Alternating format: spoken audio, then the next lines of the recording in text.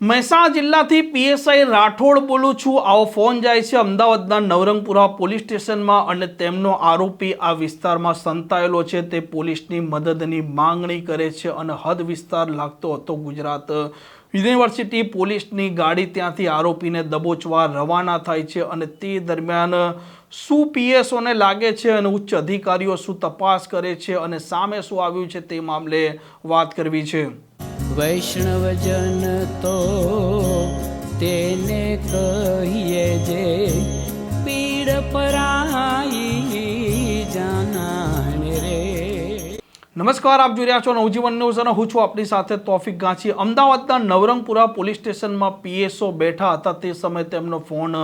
રણકે છે અને ફોન લગાવનાર તેમની ઓળખ આપે છે તે કે મહેસાણા જિલ્લામાં પીએસઆઈ તરીકે ફરજ બજાવે છે અને તેમનું નામ તરીકે પીએસઆઈ રાઠોડ આપે છે। તે જણાવે છે ફોન પર કે તેમનો વિસ્તારનો એક આરોપી આ વિસ્તાર અમદાવાદના નવરંગપુરામાં સંતાયેલો છે અને તે મદદની માંગણી કરે છે। પીએસઓ ત્વરિત ચેક કરે છે અને હદ વિસ્તાર લાગતો હતો ગુજરાત યુનિવર્સિટી ફોન એ ત્યાં ટ્રાન્સફર કરે છે, પોલીસના વાહનને જાણ કરે છે અને પોલીસના વાહનને આ પીએસઆઈ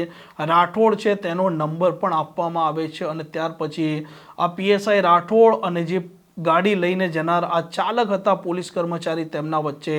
સંવાદ થાય છે। જે આરોપી સંતાયો છે તેનું નામ આપવામાં આવે છે, તેનું લોકેશન આપવામાં આવે છે અને પીએસઆઈ રાઠોડ તરીકે ઓળખ આપનાર વ્યક્તિ કહે છે કે જે બિપિનભાઈના ઘરે તે જાય છે તેના સાથે ફોન પર વાત કરાવે છે અને આ દરમિયાન આ પીએસઓ આ ગાડી ચાલક છે તેમને શંકા પડી હતી કેમ કે આ પીએસઆઈ રાઠોડની ઓળખ આપનાર વ્યક્તિ છે તે વારંવાર ફોન કરી રહ્યો હતો અને પૂછપરછ પણ કરી રહ્યો હતો। આ મામલે ઉચ્ચ અધિકારીઓને જાણ કરવામાં આવે છે અને ત્યાર પછી પીએસઆઈ રાઠોડ તરીકે ઓળખ આપનાર વ્યક્તિ છે તેની વિગતો નીકાળવામાં આવે છે, તેનો નંબર મેળવી મહેસાણા જિલ્લાની પોલીસને જાણ કરવામાં આવે છે અને પૂછવામાં આવે છે કે આ નંબરનો વ્યક્તિ પીએસઆઈ રાઠોડ તરીકે મહેસાણા જિલ્લામાં ફરજ બજાવે છે। જો કે ત્યાંથી કહેવામાં આવે છે કે આવો કોઈ વ્યક્તિ આ નંબરનો મહેસાણા જિલ્લામાં પીએસઆઈ રાઠોડ તરીકે ફરજ નથી બજાવતો અને ત્યાર પછી આ વ્યક્તિ છે તેના પર ગુનો દાખલ કરવામાં આવે છે અને આ મામલે ડીવાયએસપી એટલે કે એસીપીનું નિવેદન પણ સામે આવ્યું છે। આમાં વિગત એવી હતી કે એક આરોપી જે છે પોતે મહેસાણા જિલ્લાની અંદર પોલીસ સબ ઇન્સ્પેક્ટર તરીકે નોકરી કરતા હોય પીએસઆઈ રાઠોડ તરીકેની પોતાની ઓળખ આપી અને નવરંગપુરા પોલીસ સ્ટેશનમાં એમને ફોન કરેલો હતો કે મારા આ એક પોલીસ સ્ટેશનના એક આરોપી છે ગુનાના અને આપની હદમાં રહે છે, જે એમને એડ્રેસ આપેલું જેથી નવરંગપુરાના પીએસઓ એવું જણાવેલું કે આ ગુજરાત યુનિવર્સિટીની હદમાં આવશે, જેથી કરીને એમને ગુજરાત યુનિવર્સિટી પોલીસ સ્ટેશન ખાતે એ મેસેજ એમને ટ્રાન્સફર કરેલો હતો અને પીએસઓએ આ પીસીઆર વાનના ચાલકને આ પીએસઆઈ રાઠોડનો નંબર આપેલો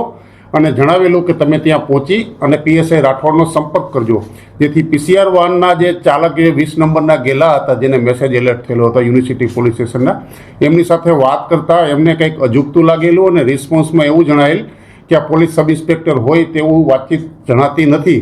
તેમને પ્રાથમિક દ્રષ્ટિએ શંકા ગયેલી એટલે પ્રાથમિક દ્રષ્ટિના શંકાને આધારે ગુજરાત યુનિવર્સિટી પોલીસ સ્ટેશનના આધારે એમને હ્યુમન ઇન્ટેલિજન્સ તેમજ ટેકનિકલ સર્વેલન્સને આધારે જણાયેલું અને ખાતરી કરેલી મહેસાણા જિલ્લાની અંદર કે આટલા મોબાઈલ નંબરવાળા અને પીએસઆઈ રાઠોડ આપના જિલ્લામાં કોઈ નોકરી કરે છે કે કેમ તે ખાતરી કરતાં મહેસાણા જિલ્લાની અંદર પીએસઆઈ રાઠોડ અને જે મોબાઈલ નંબર જણાવેલ હતા એ મોબાઈલ નંબરવાળા કોઈ નોકરી નહીં કરતો હોવાનું હકીકત પ્રસ્થાપિત થતાં તાત્કાલિક ગુજરાત યુનિવર્સિટી પોલીસ સ્ટેશન દ્વારા એમના વિરુદ્ધમાં જે મોબાઈલ ધારક જે હતા એના વિરુદ્ધની અંદર ગુનો નકલી પોલીસ ઓફિસર તરીકેની ઓળખ આપી અને સામેવાળા વ્યક્તિને કોઈપણ કારણસર ધમકાવતા હોવાની હકીકતને આધારે શ્રી સરકાર તરફે ગુજરાત યુનિવર્સિટી પોલીસ સ્ટેશન સાથે સંજ્ઞાન લઈ અને ગુનો દાખલ કરી અને તાત્કાલિક એમને આરોપીને શોધવા માટે હસ્તગત કરી અને ટેકનિકલ સર્વેલન્સને આધારે આરોપી જે છે પાટણ જિલ્લાના રહેવાસી હોય અને એનું પૂરું નામઠામ તરુણ ભરતભાઈ બ્રહ્મભટ્ટ હોવાનું જણાયેલું હતું। જે આ વ્યક્તિએ શું કામ કરેલું છે એની પ્રાથમિક દ્રષ્ટિએ હજી પૂછપરછ ચાલી રહેલ છે। એમાં એમને હાલમાં એવું જણાવેલું છે કે એમની વાઇફને આ ફેસબુક ફ્રેન્ડ ઉપર રિક્વેસ્ટ ઉપર એમની કોઈ બીભત્સ મેસેજ કરી અને હેરાન કરતા હોવાની હકીકત હતી, જેથી એમને કોઈ પણ કારણસર એમને દબાવવા માટે કે કોઈ સંપર્ક કરી અને મેસેજ કરવો હશે એના આધારે એમને મેસેજ કરેલા હતા અને એમને લાવવા માટેની હકીકત માટે પોલીસની મદદ ઓળખ કરવા માટે કરેલી હતી। પરંતુ આ તરુણ ભરતભાઈ બ્રહ્મભટ્ટ જે છે પાટણના રહેવાસી એના વિરુદ્ધ ખોખરા પોલીસ સ્ટેશનની અંદર તેમજ મહેસાણા જિલ્લાની અંદર પાટણની અંદર તેમજ બી ડિવિઝન ચાણસ્મા પોલીસ સ્ટેશનની અંદર પણ એક ખોટી ઓળખ આપવાના તેમજ અન્ય ચીટિંગના, બળજબરીથી કઢાવી લેવાના આવા ગુનાહિત ઇતિહાસ હોવાનું હકીકત તપાસમાં નીકળી આવેલ છે. હજુ પ્રાથમિક પૂછપરછ ચાલી રહેલ છે. આવા અન્ય કોઈ પોલીસ સ્ટેશનની અંદર ગુના દાખલ થયેલા છે કે કેમ એના આધારે આગળની તપાસ ગુજરાત યુનિવર્સિટી પોલીસ સ્ટેશન દ્વારા સઘન પૂછપરછના આધારે ચાલી રહેલ છે. હાલમાં એ અભ્યાસમાં એ ધોરણ 12 પાસ હોવાની હકીકત જણાવેલી છે અને પોતે જમીનનું લેવેચનું રિયલ એસ્ટેટનું કરતા હોવાની હકીકત એમને જણાવેલું છે. પણ ખરેખર એ ધંધો એવો કરે છે કે કેમ? કારણ કે આ ચીટિંગ કરીને પોલીસના ગુના દાખલ થયેલા છે એટલે પોલીસની કાર્યપદ્ધતિથી, કોર્ટની કાર્યપદ્ધતિથી વાકેફ હોય અને ગેરમાર્ગે દોરવાની હકીકતથી પણ નિવેદન જણાવતા હોય, જેની ખાતરીપૂર્વક કરી અને ઊંડાણપૂર્વક એની તપાસ ચાલી રહેલ છે. જેની ઘરની માહિતી આપી હતી, જેના ઘરનું એડ્રેસ વિગત, એ કોણ હતું? એ બકુલભાઈ નામના વ્યક્તિ, હાલમાં એવું જણાવ્યું છે કે બકુલભાઈ નામના વ્યક્તિ અને એનો મોબાઈલ નંબર આપી અને સામે સંપર્ક કરેલા હતા. હજી આપણે તો તાત્કાલિક પોલીસ અધિકારી તરીકેની ઓળખ આપેલી હતી એટલે પોલીસ દ્વારા જ એનું સંજ્ઞાન લઈ અને સરકાર તરફે ગુજરાત યુનિવર્સિટી પોલીસ સ્ટેશન દ્વારા જ ગુનો દાખલ કરેલો છે. અને જેના નામથી એને મદદની જરૂર હતી કામની શોધવાની, એમને પણ આ ગુનાના કામે સાક્ષી છે. હજી એમને બોલાવી અને ઊંડાણપૂર્વક શા માટે એમનો સંપર્ક કરવા માંગતા હતા એની પૂછપરછ કરવામાં બાકી રહેલ છે.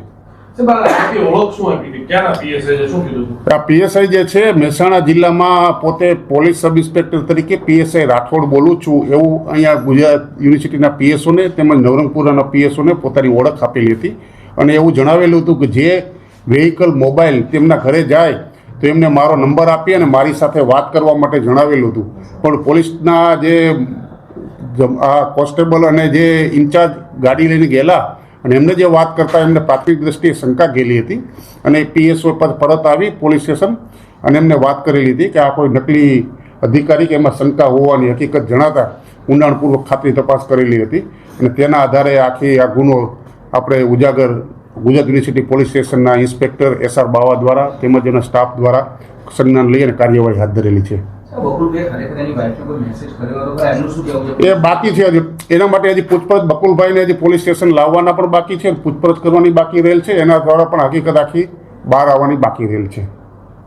આમ જે વ્યક્તિએ પીએસઆઈની ઓળખ આપી હતી તેનું નામ છે તરલ બ્રહ્મભટ્ટ અને તેણે ફોન કરી આ આરોપી છે આરોપીને દબોચવા માટે કહ્યું હતું અને ત્યાર પછી તેની પૂછપરછ કરવામાં આવે છે કે તેણે કેમ આ કામ કર્યું. ત્યારે તે કહે છે કે તેની પત્નીને અશ્લીલ મેસેજ આ વ્યક્તિ મોકલતો હતો અને તેને પાઠ ભણાવવો હતો. જો કે પોલીસે આ મામલે હવે ગુનો દાખલ કર્યો છે, તપાસ આદરી છે અને આરોપીના વિરુદ્ધમાં મહેસાણા, પાટણ, ખોખરા અને બી ડિવિઝન ચાણસ્મામાં પણ ભૂતકાળમાં ગુનો નોંધાયેલો છે. એટલે કે તે પોતે ગુનાહિત ઇતિહાસ ધરાવે છે. આ પ્રકારના સમાચાર માટે નવજીવન ન્યૂઝની આ ચેનલ સાથે જોડાયેલા રહો. નમસ્કાર.